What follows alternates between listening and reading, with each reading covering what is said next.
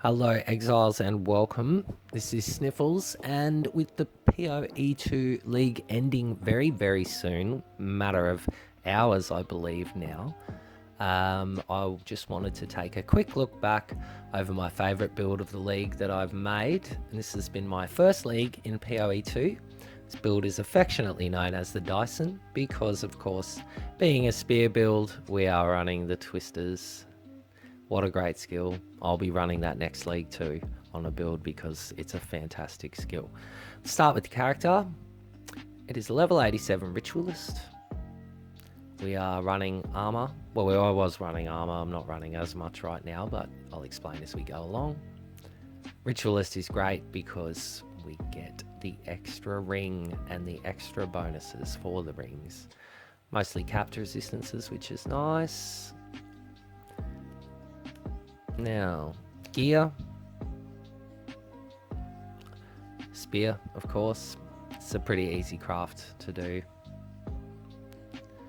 More physical damage. More physical damage. More. More physical damage here and some cold damage. Great to have a little bit of elemental damage on the rings or on the weapon as well, actually. More physical damage and some life, resistances. Just the basic stuff on the rings. Spirit on the amulet. And a little bit of tank with allocating Ancient Aegis. And a lot of spirit on the scepter. A lot of spirit because we are running a couple of quite large buffs, which I'll get into in a second. Now, originally, I was running the brass dome and this high armor helmet, which I do still run sometimes if I'm feeling a little bit squishy, which you can feel a bit squishy wearing the Coming Calamity. This is a fantastic armor set. It does require a pretty high level, but you know, you can run, like I said, you can run something else, brass dome or whatever you like, up until the point that you run this, if you feel like running this. This is mostly for cheese, but it does add a lot of damage with all of the heralds. I'm also running now Mask of the Sanguimancer, and I'm not really sure why, but it's made my skills a lot more spammable. My life recovery is not too bad, I suppose, and I do get life on kill, 46 life on kill. That's really my only incoming life. So, but this has made it so that I can just spam the whirling slash all day. And as soon as you move, of course, it's the boots, the awesome boots that I love. The Birth of Fury boots, which drop ignited ground while you're moving. Not only is it extra damage, but it lights up those tornadoes just beautifully, and they look great, and they do more damage. Now, skills. Let's have a quick look over the skills that are required to power a Dyson. Spear Stab, basic. It does have a lot of damage though, and it's good on single targets. This did start life and still primarily is actually a bleed poison build. So we have bleed, rage, rapid attacks, brutality, just damage straight up there. Blood boil, I think it's getting a buff in the next patch. I'm not really sure how much this does, but it does give me somewhere to slot clarity 1, vitality 1. I don't know if these really help or not. It's just more explosions. Malice, it's just there because the scepter. It is critical weakness though, so I don't know how much I'm critting, but the heralds are all there because of Coming Calamity. I've slotted a couple of things, but yeah, I haven't really been worried or building in. The Coming Calamity is kind of a recent addition as well, so I'm still sort of building into that. But with the league ending, I'll have to start again. Whirling Slash, this is one of our main attacks. And we want it to be fast, so rapid attacks. Now this is the secret here. Bleed, Poison 3, Bursting Plague. Those 3 gems together will create a chain reaction that will destroy mobs until you can't even see them anymore off the screen. You can hear them still popping. And that is what I spec'd into nearly every skill on this build to begin with. That's what made the build extremely easy to level. This same setup can go on Wind Dancer, throw on Bramblejack, body armor, Bramblejack I think it is, that Thorns can retaliate against everything. Things just die. Things hit you and they die. You can find some shorts on my channel showing that. Rage 3, that's basically for more speed. It does give us a bit more damage though too. We'll get into the Ellie stuff in a minute. Twister, salvo, because the tornadoes just go everywhere with this. Armor break, this is how we generate charges. Now, just quickly, on the passive tree, we have taken resonance, which means that endurance charges turn into frenzy charges, which is exactly what we want. We want frenzy charges. So right here, Twister is creating our frenzy charges for us once it breaks armor. And I can tell you this has been very, very consistent way of generating frenzy charges. Probably the most consistent way I have found to do it is Twister and armor break 3.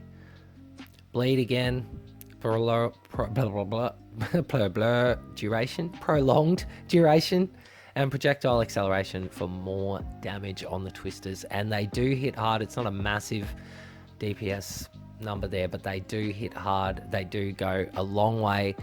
They absolutely decimate everything in a corridor or a path. This is just a busted skill, and it's going to be even better next patch, and I will be running it again without a doubt.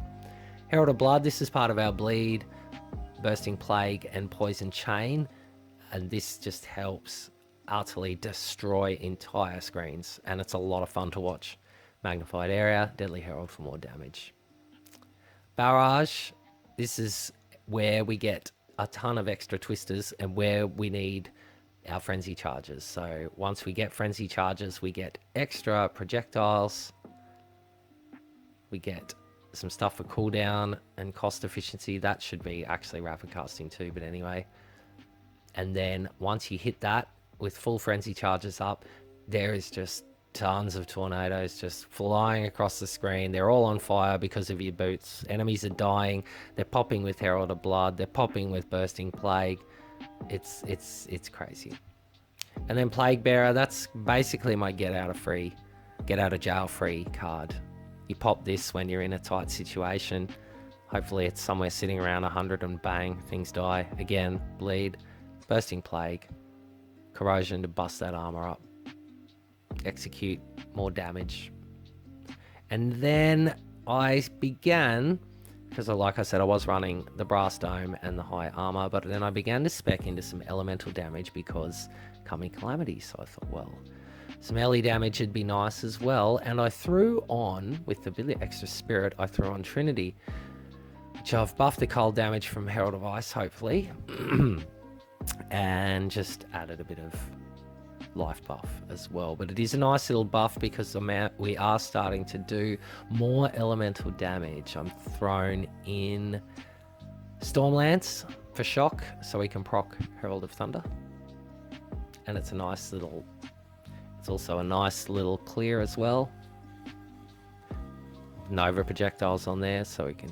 It will also consume frenzy charges to give a bigger shock, do a bit more burst. Along with Stormlance, I threw in Glacial Lance with some extra damage and speed because, and an execute because it's a nice long range attack and it has good freezability. Like I can actually shoot enemies off screen with this. It's just goes so far, and things freeze nicely. And with Trinity's buff, it gets a good lot of damage. What I've also thrown in on top of Trinity, and what I've done with my extra spirit, I've taken off Wind Dancer and I've taken off Herald of Plague, and I've thrown in Elemental Conflux with Fire Mastery in there too to boost up the tornado damage. And because it's just an extra buff to all those skills, it's an extra buff to Glacial Lance, it's an extra buff to Stormlance, it's an extra buff to all the Heralds.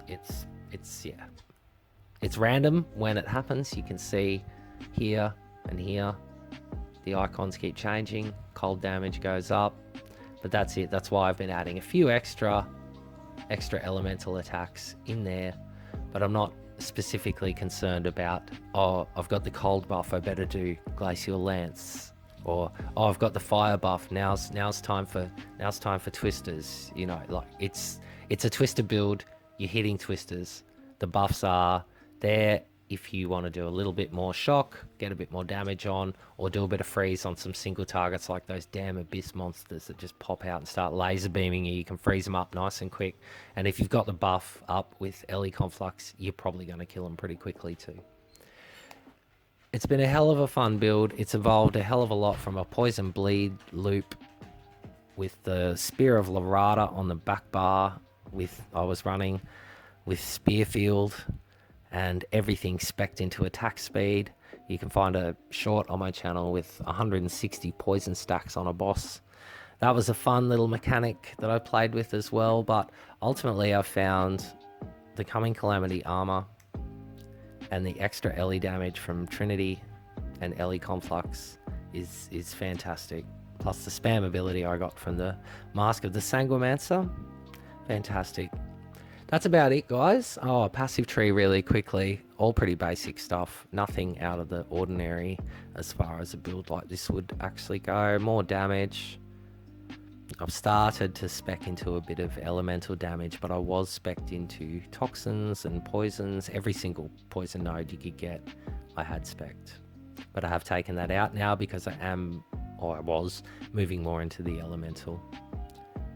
And every speed node I can find, attack speed, skill speed, whatever you can find. The more speed you've got, the better it is. All the damage with the spears, crit with spears, fantastic. That's what you want. Over here, more crit, more attack speed with spears. The jewels, these are really cheap and they are fantastic for just boosting up some skills. I've got my Herald skills dealing 3% increased damage per passive skill. I don't have any notables in there obviously, so that doesn't matter, but the Heralds are doing more damage with every one of these little nodes, so that's great. And these are all just more attack speed, more Herald damage, critical hit chances. That's what you want. More speed, more damage. Same here. Speed, damage, speed, damage, more damage with spears. And resonance is how we get our charges up. I'll throw a bit of footage up of a map. You can see how we generate charges and how the build works and why it's called the Dyson. More attack speed, more damage down here. More hazard damage. That was for the Spear of Larada, but I don't really need that anymore. Yeah, that's it, guys. That is the Dyson build. Some of you might have seen it on my buddy Fragman Soul's channel.